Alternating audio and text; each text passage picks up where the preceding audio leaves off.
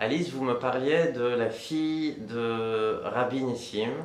Comment s'appelle-t-elle et qui est cette fille? C'est une énigme cette fille parce que on a parlé de l'histoire de Rabbi Nissim qui était un grand rave du XIe siècle à Kérouan en Tunisie. Parce que quand l'influence des Juifs de Babylone a commencé à baisser, en fait le centre de la vie juive s'est décalé vers l'ouest. Et il y a une école de Kérouan qui était différente des enseignements de Babylone. Et donc Rabbi Nissim était un grand rabbin de l'époque, chez qui le fils de Shmuel Anagid, donc Joseph Ibn Nagrela, a étudié. En fait, l'Espagne était aussi un pays qui étincelait à cette époque-là, mais il y avait quand même des gens d'Espagne qui venaient étudier en Tunisie, donc ça montre aussi l'influence de Kérouan à cette époque-là. Kérouan, c'était vraiment une ville extrêmement riche, abondante, tout le monde était riche, pas seulement les juifs, tout le monde était très très riche dans cette ville-là.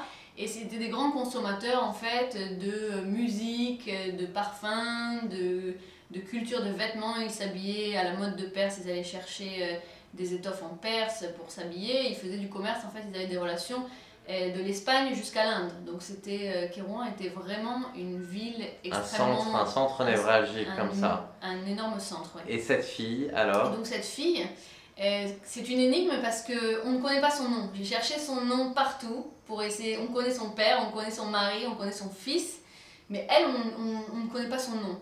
Donc je l'ai appelée Sarah en fait, Sarah Bat Nissim, la fille de Rabbi Nissim, Sarah la fille de Rabbi Nissim.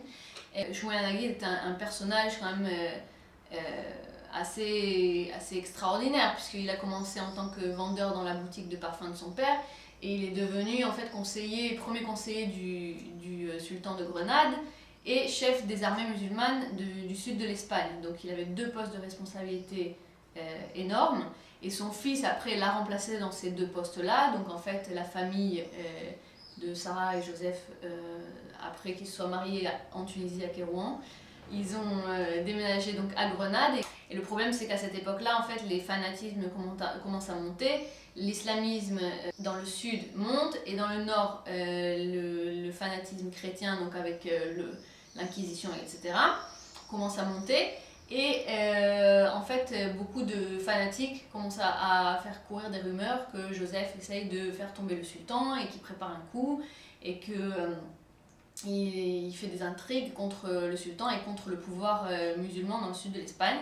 Donc les fanatiques en profitent pour entrer dans l'Alhambra, que son père a construit d'ailleurs, puisque Shmuel Anagid a dessiné tous les plans de l'Alhambra. Et il tue Joseph. Après ça, il tue aussi 1500 familles juives de Grenade. Donc à peu près 4000 juifs de Grenade sont morts. Et Sarah, elle est témoin de cette histoire-là. Et Sarah est témoin de cette époque-là. Elle voit son mari tué. Elle s'enfuit avec son fils Azaria. Elle va se réfugier à Lucena.